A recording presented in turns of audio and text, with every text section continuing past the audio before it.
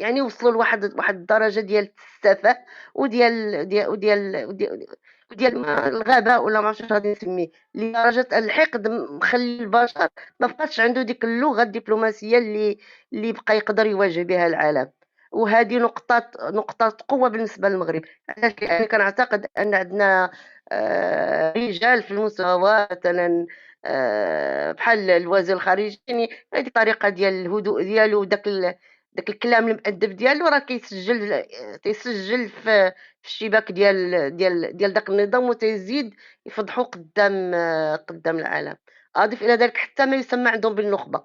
لاحظ أنهم ملي تيديروا لقاءات مع الناس، مع النخبة ديالنا حنا، مع الأساتذة ديال العلوم السياسية، ولا مع الصحفيين، ولا مع هذا، وكل واحد كيبدا يناقش الأطروحة ديالو ولا يدافع عليها، وتتحس بأن داك النخبوي، داك الأستاذ الجامعي، ولا داك الصحفي، ولا داك الإعلامي الجزائري، بحال إلا جالس في القهوة، بحالنا حنا الشعب اللي مثلًا أنا راه ما كنفهم والو في السياسة، je me permets de dire des choses اللي ما عندي كسر، باسكو أنا ما غاديش يجدي عليَّ حتى شي واحد، وبنفس الخطاب وبنفس الأسلوب تيهضروا هادوك الناس، تيبانوا أقزام قدّام الجانب ديالنا، ولو أنهم تيحضروا الثالث، بحال مثلًا غنذكروا هنا بالاسم سليمي ولا هذا، يعني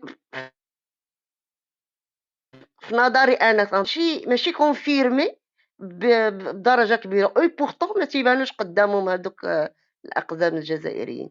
هاد الحالة هادي اللي وصلت ليها الجزائر، هاد الحالة اللي وصل ليها النظام الجزائري، خصها تُدرّس الصراحة. وصلوا لواحد المرحلة ديال العبث اللي خصها تُدرّس.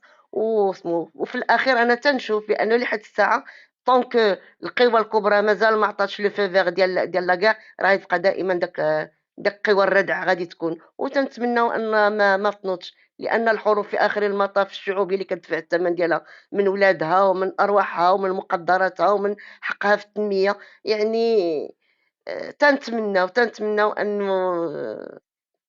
يكون شي حل بهاد الناس يطيروا، ولا ن نربحوا حنا كأس العالم، كون ربحنا كأس العالم كون شرينا به شي بلاصة نرحلوا نهزوا بالسنا ونخليو ليهم الجمل بما حمل.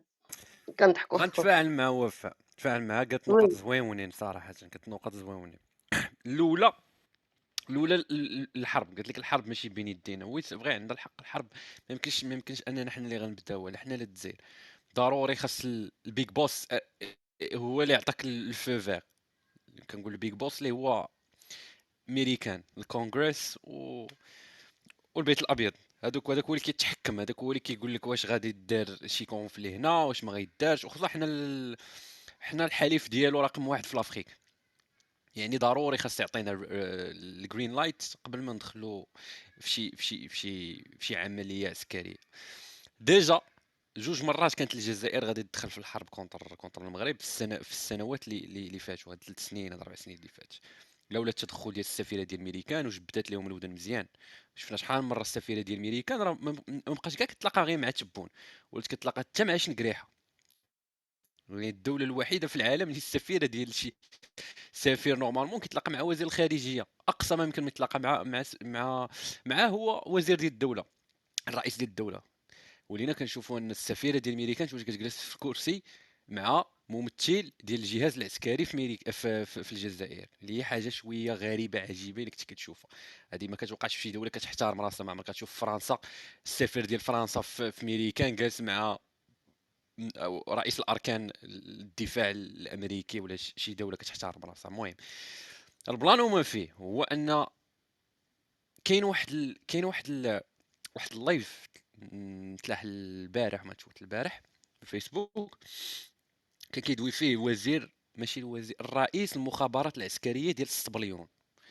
كان دار واحد الحوار، وكان كيدوي على كاع لي كونفلي اللي واقعين في الميديتيراني، في الغرب ديال الميديتيراني. يعني كندوي على السبليون، كندوي على المغرب، على الجزائر، هاد المنطقه هادي.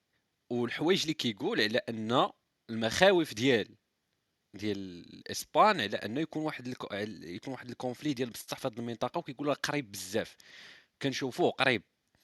بين المغرب والجزائر. الطريقه كيفاش كيتسلح الجزائر اللي سينا تقريبا 21 مليار ديال الدولار. عرفتي شنو هي 21 ديال المليار ديال الدولار؟ كيجمع غير الفم. راه كيجمع غير الفم 21 ديال المليار ديال الدولار ديال الاسلحه اللي غياخذ عند روسيا العام الجاي. اوكي، في البادجيت ديال العام الجاي. راه الهبال. راه الحماق والهبال. 21 مليار ديال الدولار راه جي دي بي ديال شي دول كاينين في افريقيا. الناتج الداخلي الخام ديال دول في افريقيا. اوكي، المغرب كذلك راه غادي في التسليح. شفناه كي غادي في التسليح مؤخرا بزاف بطريقه مهوله. ولينا كنبناو. راه ديجا داروا تيست لشي طائرات بدون طيار في المغرب مؤخرا اللي ساهمت فيها اسرائيل. التطبيع ديال اسرائيل راه تا هو دار من اجل هذا الشيء وبزاف ديال الحوايج. البلان اللي ما كاين، الخريطه فين غتدينا الا كانت غتبدا الحرب؟ فين غتدينا البوصله؟ غتدينا لروسيا. روسيا والغرب وامريكان بالضبط والناتو عامه. ال- الكلاش بيناتهم ما بقى ليه والو ما بقى ليه والو يوقع. كنشوفوه قريب. كاين ناس هنا يقول لك لا ما يوقعش الحرب بين الناتو وروسيا. لا لا، نو نو. غاديين وكنقربوا كل نهار كتحل الاخبار كتشوف غاديين وكنقربوا. اخر خبر تلاح مؤخرا هي ان امريكان غتصيفط باتريوت لاوكرانيا. وباتريوت راه هو الفخر ديال الصناعه الامريكيه ومن اقوى الاسلحه اللي عند الامريكان. باتريوت هي اللي مدورين على الوايت هاوس باش يحميوها وباش تضرب. ممكن تصيفط صواريخ خارج الحدود. يعني سلاح خطير بزاف. وهذه سابقه للميريكان. الميريكان ما كتعطيش اسلحه واعرين بزاف الاوكراني باش تخلي داك البالانس، باش ما تطغاش بزاف، ما تهاجمش العمق الروسي. وباش روسيا حتى هي يكون واحد البالانس. ولكن شفنا دابا راه ولا واحد الاسكليشن اللي خطيره جدا. راه في الايام الجايه غادي يصيفطون باتريوت. خرجوا اخبار قال لك كان واحد النخبه ديال العسكر ديال الميريكان حتى هما داروا عمليه عسكريه في اوكرانيا. ماشي غادي يديروا، داروا.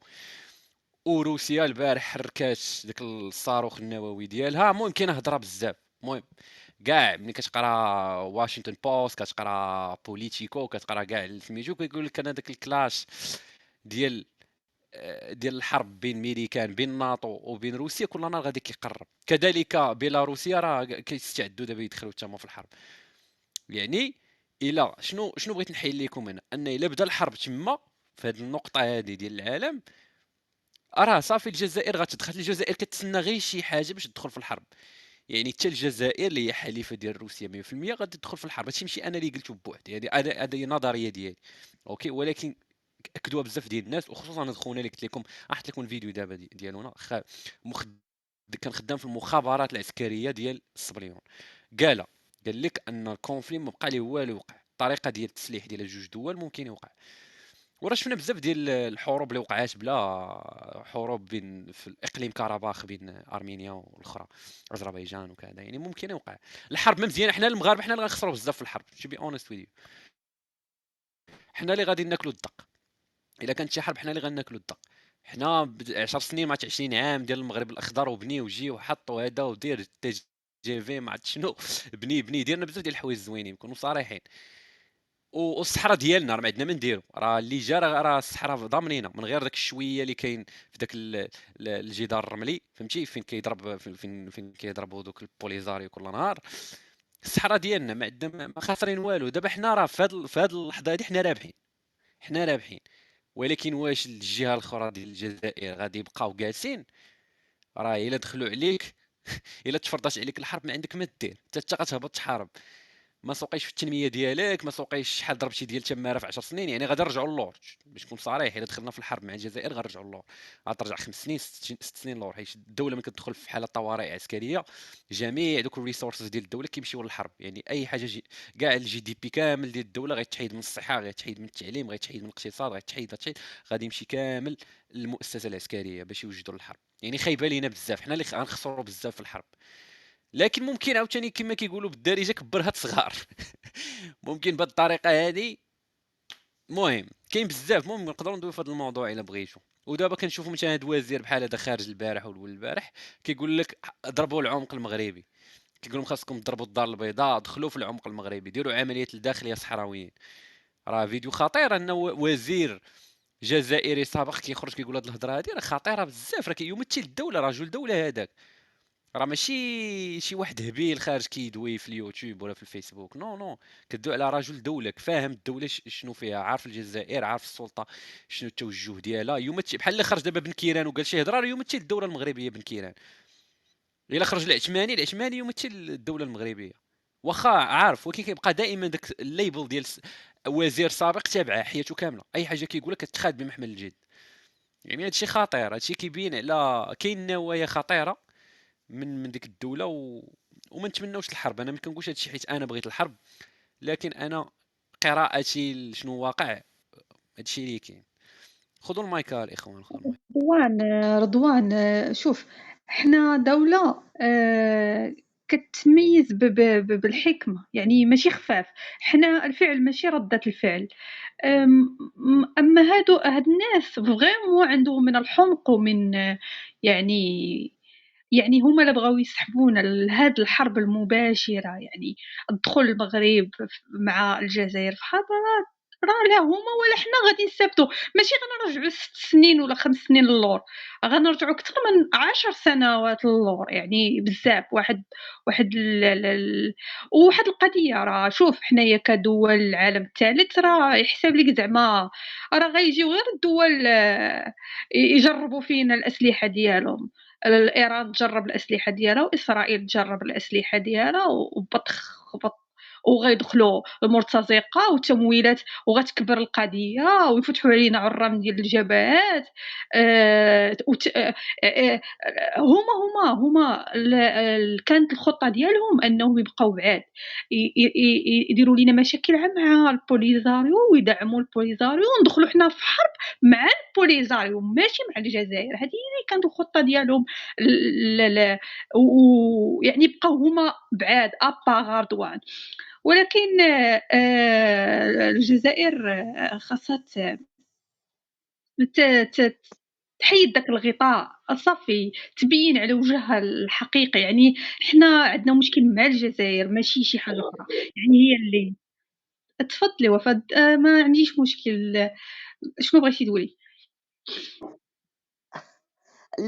في نفس السياق سميتو، بغيت غير نقول لك بأنه حنا راه ملي تنشأت هاد الحركة هادي ديال البوليزاريو كانت وبالا على الجزائر قبل ما تكون وبالا علينا. واش تعرفي بأنه في الفترة ديال السبعينات كان عندهم السلاح اللي ما كانش عند المغرب، اللي هو المفروض جيش نظامي، يعني على كل حال راه سميتو جيش دولة. كان عندهم نورق ستالين اللي المغرب عمره ما شافه بعينيه. حركة اللي تنشأت في 73 في 75 دخلت معنا للحرب. حنا تنشوفوا الحركات اللي من هذا النوع اللي المفروض أن بين قوسين ثورية، اللي كاينه في امريكا اللاتينيه او لا كاينه في ادغال افريقيا. كتلقاي شني باش كتلقايهم مسلحين بالرشاش ولي ماشيت والماس، هادشي اللي كتلقاي عندهم. بينما هاد الحركه هادي والفضل لاخواننا في العروبه والاسلام بحال القذافي الله يغفر ليه والجزائر، سخّروا الفلوس، سخّروا الحقائب الملغومة، سخّروا الدبلوماسيات، والدبلوماسيات في ديك الفترة كانت كانت لا جيوبوليتيك ولا كانت كان غالب اليسار.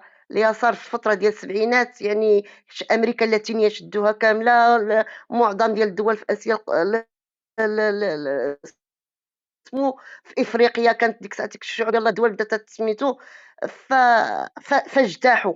يعني البوليزاريو تخلقات كحركة بسنانها، زي عندها قلت لك السلاح اللي ما كانش عند المغرب ك ك كجيش نظامي، كدولة اللي تستطيع تشري بفعل داك السلاح. وبورتون ما داروا والو في الفترة من 75 حتى قبل بداية الجدار بناء الجدار الأمني. المغاربة كلاو العصا، وبورتون هكاك بقاو شادين في العضد. علاش؟ لأنهم تيآمنوا بقضيتهم. في 91 ملي جا وقف إطلاق النار، يعني من بعد بناء الجدار الأمني بدا المغرب تيفرضوا. هذه راه كانت خطة ذكية من الحسن الثاني. بدا تيربح به شوية المجال تيسيكوريزي داك المجال، حتى ديك لا زون طومبون راه كانت بقات كانت خلاها العسكر ديالنا او خلاها الجيش ديالنا بشكل يعني مقصود، ماشي غير في اطار الاتفاقيه حقا مع الامم المتحده ولا مع المينورس ولا على اساس انهم ملي يدخلوا هما يضربوا يكون عندنا الحق حنا نجاوبوا، ولكن كون كنا خلينا الحدود على الحد مع الجزائر فما كانش في امكاننا اننا نتابعوهم حتى لوسط التراب الجزائري، كيتسمى هذاك اعتداء وكتسمى هي هذيك فرص ديال الحرب. المغرب سد هذا الباب هذا. ف الحرب كما قلت لك مع البوليزاريو كانت عندها السلاح الواعر، وكانت عندها الحمايه الدبلوماسيه القويه جدا، و وبورتون ما دارت والو. عاد غادي ديروا دابا اللي على كل حال المغرب اكتسب حلفاء جداد، المغرب طور في البنيات ديالو، المغرب طور حتى في العتاد ديال الجيش ديالو، ولا عنده واحد الحضور دبلوماسي، واحد الحضور سياسي على الساحه الدوليه اكثر مما كان في العهد السابق. دونك راه الا جينا نهضروا على الحرب وعلى البوليزاريو وعلى الواجهه راهم خاسرين 100%، يعني ما بقاش عندهم. الجزائر خسرت فلوس، كنهضروا على 500 مليار دولار اللي تيقولوا خسرت منذ بدايه النزاع الان. الا بغات الجزائر تخلى مثلا على القضيه، شنو غادي تقول للشعب ديالها؟ شنو هو المبرر اللي غتعطيهم ان ديك المقدرات ديالهم اللي 500 مليار دولار شوفوا كي رجعت الخليج، شوفوا كي رجعت قطر، وش كي رجعت الامارات، وكي رجعت نتوما باقا الجزائر تيفرحوا ملي تيقارنوا راسهم بينا حنا على اساس اننا حنا دوله فقيره، وحنا دوله فقيره ما عندنا غاز ما عندنا غاز، وبورتون ما عندناش ديك الطوابير ما عندناش ديك اسمو. نتوما المفروض انكم دوله من ملي تيكون البترول عارف الطفرات كما في اللحظه الحاليه، راه الجزائر تتلعب بالفلوس. شنو كدير بهاد الفلوس هادي؟ كتعطيها للبوليزاريو. شنو ربحات من مور هاد 500 مليار دولار؟ باش غادي تبررها؟ باش غادي تبرر ان سميتو يعني لقات نفسها متورطه سميتو في هاد المستنقع ديال البوليزاريو، ما عرفتش كيفاش تفك منه. ما يمكن لهاش تزيد، ما حداتها تزيد لقدام، ما حداتها تزيد تورط، وما يمكن لهاش تراجع. القذافي اللي كان زايد لها فيه مشى فين مشى، الصبليون اللي حطاتهم تا هما مسمار شحال. ها هي على الاقل بعد الصبليون كدوله عندها واحد الرؤيه استراتيجيه، تتشوف تطلع مع الموجه وتتهبط مع الموجه، يعني تتشوف فين غادا لي قوي لصالح من فتتبني عليها مواقف. الجزائر واقفه ستاغني، ما يمكن لهاش انا بعدا تنشوف بانها ما عندهاش دوط التيرناتيف. الا حبسات هاد الدعم ديال البوليزاريو، اش غادي تقول للناس ديالها على داك المصاريف اللي خسرات عليهم؟ الا استمرت في الدعم ديالهم ها هي تتخسر لو تيران، كتخسروا يعني جوغ ابري جوغ كتخسر يعني بشكل واضح بان غير مؤخرا هي الاوروغواي بدات جمدات علاقتها في افق انها تسحب الاعتراف منها. شحال ديال الدول اللي سحبت الاعتراف ديال ديالها من هاد بين قوسين الجبهه؟ ما هي خلاتها حركه ثوريه وتتسمى حق راه حركه ثوريه تدافع باش تحرر بلادها، ما وخلقت منها جمهوريه. انت دابا تتخلقي منها جمهوريه وعندها رئيس وعندها هياكل وعندها سفارات وعندها هذا، وفي نفس الوقت تتقولي هذا الشعب هذا خصو ارض. يعني وقعت نفسها في واحد المأزق اللي سياسي وتاريخي خطير خطير جدا. وبعد هاد النوعيه ديال العقليه ديال الكازيرنات، العقليه ديال القشالي، هي اللي كتمشي الامور، لان مستافده منه ماديا لا من حيث الفساد ولا من حيث الهيمنه والسيطره اللي دارها من 91 ملي تقلبوا على الجايه على الاسلاميين ديالهم. ديك العشريه السوداء اللي عاشتها غادي تعيشهم عشريه اكثر سوادا من هذيك اللي دازت. ما عندهمش دوطخ شوا. انا اللي كنشوف بان الجزائر هي اللي في الركن، هي اللي محصوره في واحد الركن، كتقلب على منفذ ما غتلقاش. والمغرب بغض النظر على راينا في النظام ولا نكونوا معارضين ولا نكونوا عياشه اونتر بارونتيز كما تيقولوا، ولكن الحق يقال بانه في هذه السنين الاخيره يعني sur le plan diplomatique أنا تنشوف بأنه راه حقق مجموعة ديال الحوايج، حتى المسألة ديال إسرائيل آآ حتى المسألة ديال إسرائيل أنا لا إلا بغينا نهضروا على هاد النقطة هادي ونعطي رأيي فيها، أنا تنشوف بأن ضربة معلّم، على أساس أنه آآ حتى حتى au niveau على المستوى العربي مثلًا، من غير الدول اللي طبّعت، هاد الأمور ديال التطبيع اللي تنهولوا منه تنخليوه بحال داك البعبع كنخلعوا به الناس، أولا اللي كتستعملوا الجزائر حاليًا باش أنها تحرّض الشعب ديالها هو كمصطلح جيوسياسي عادي، ولكن لأنه بالفترة ديال الستينات والفترة ديال جمال عبد الناصر خلق لينا هاد ديك الهالة ديال حنا سوف نرمي باليهود إلى البحر.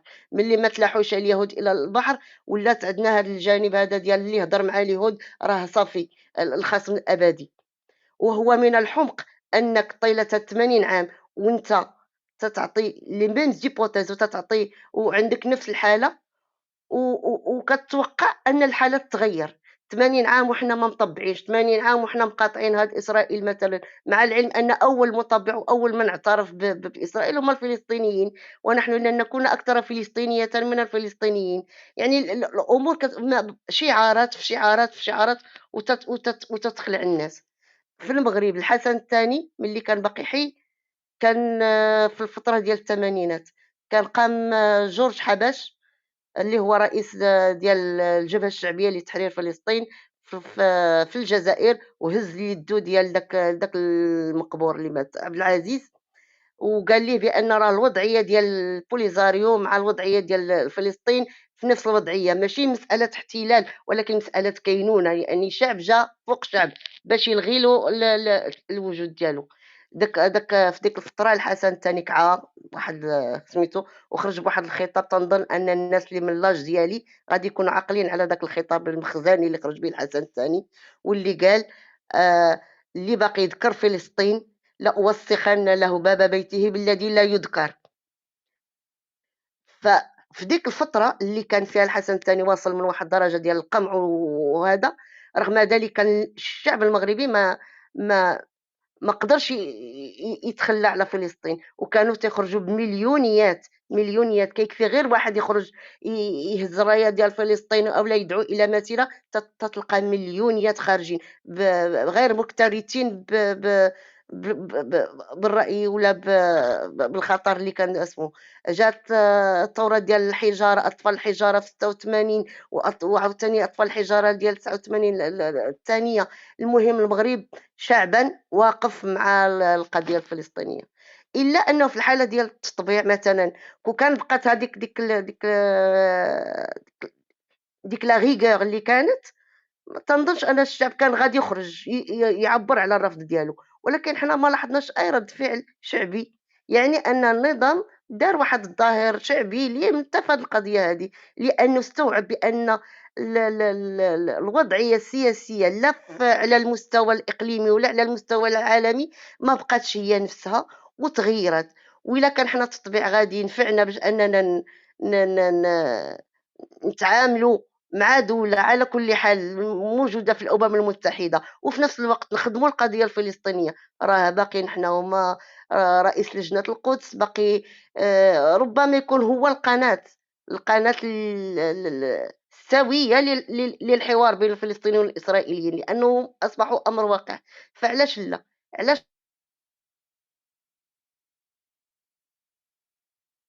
والجزائر فين ما تحلفوا ما تقول لك تطبيع، وهي كون صابتو ما تكرهوش من غدا ما تكرهوش.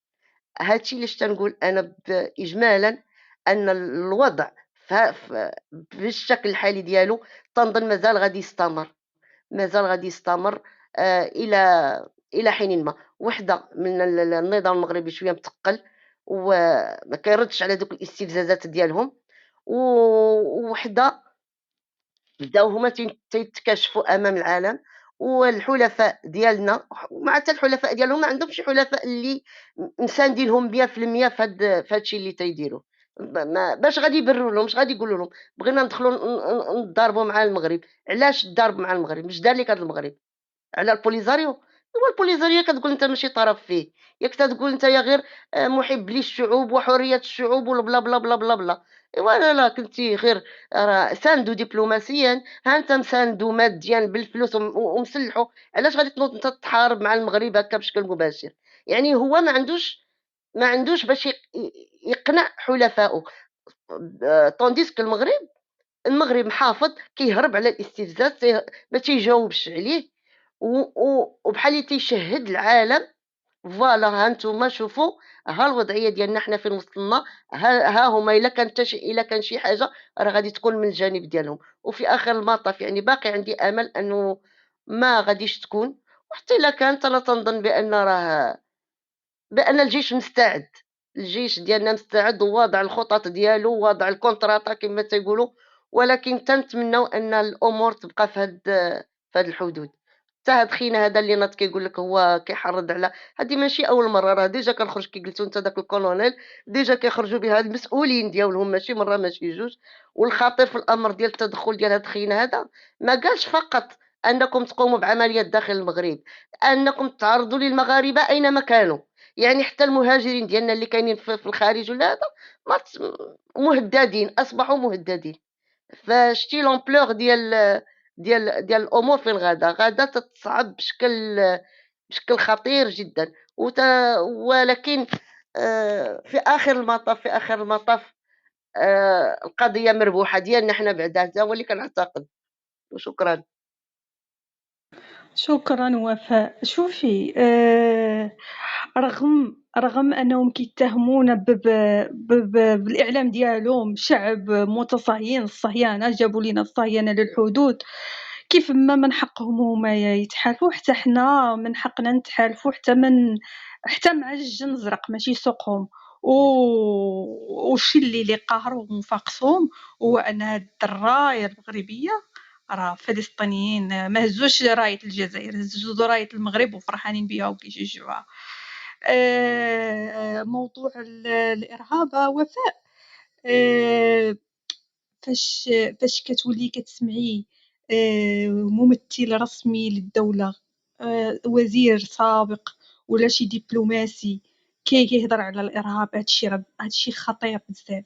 يعني الإرهاب راه فهمتي ما كتبناش الدولة، كتقدر تسرب لك وحدين من جميع الدول، كتورط مثلا هذا افريقي من هاد الدوله، هذا افريقي من الدوله الاخرى، هذا يعني كتجيب لك واحد المجموعه ديال المرتزقه وكتدخل كدير لك الارهاب في ديك البلاد وكتبلبلها لك وهي بعيده. يعني فهمتي كتحاربك بواحد الطريقه خايبه بزاف.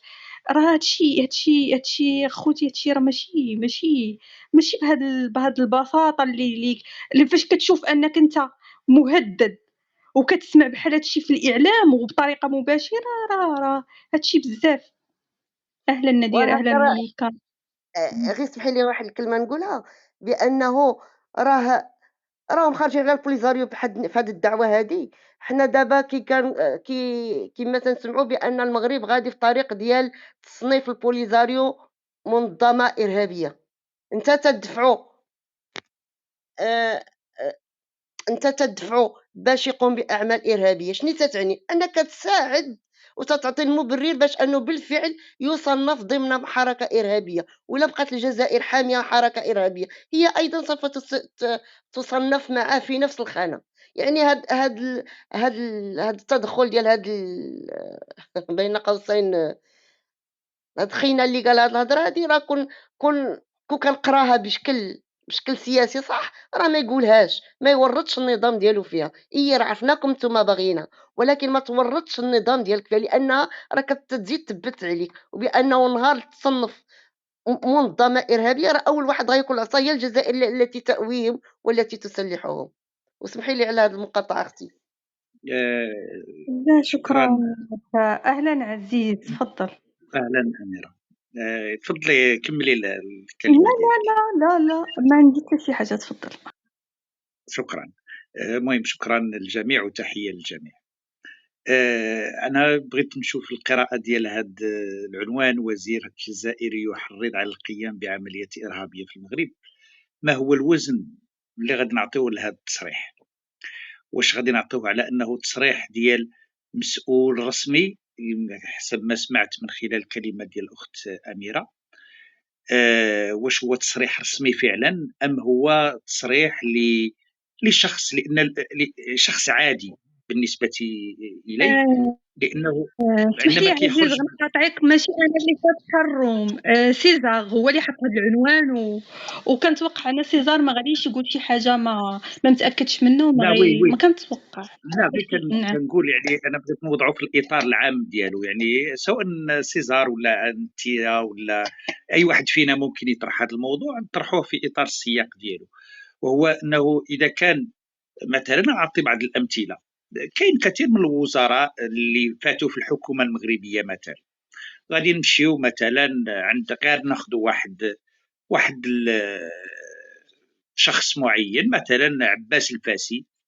اللي كان وزير سابق، ولا ناخذوا السكع ولا السكح داك ديال الاتحاد الاشتراكي، وقال مثل هذا التصريح، هل يعبر عن وجهه النظر ديال الحكومه؟ ولا ما هو الوزن اللي غادي نعطيوه واش على المستوى الدولي وعلى المستوى الداخلي وعلى المستوى ديال المنطقه؟ يبدو على ان مثل هذه التصريحات التي تحرض على القيام بعمليات ارهابيه هي كما تمت الاشاره الى ذلك ليس جديد، بل سبق لعسكري سابق في الجيش الجزائري بشي مرتبه معينه، ما عرفت شنو هي المرتبه ديالو، ان صرح بمثل هذا التصريح، ومر مرور الكرام، يعني بمعنى انه لم يتم اعطاؤه اي اهميه. لكن اذا وضعنا هذا التصريح ديال هذا الشخص في الوقت الراهن في اطار ما تشعر به الجزائر الان من تضاؤل الدور ديالها الاقليمي الذي تريد ان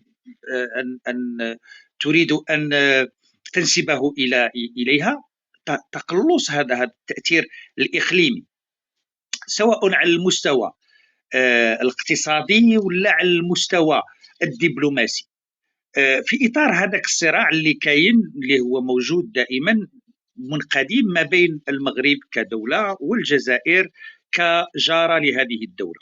ما نعرف واش هي دوله ولا ماشي دوله، ولكن اللي يبدو الان على ان التصرف اللي كتصرفوا هذه الحكومه، ونوضعوه دائما باش ما نبقاو في السياق ديال هذا التصريح، ان التصرف اللي كتصرفه الحكومه الجزائريه واللي يعني المحرك الاساسي والدينامو فيه هما العسكر، يمكن انه نعطيو له واحد شويه ديال القيمه لهذا مثل هذا الكلام.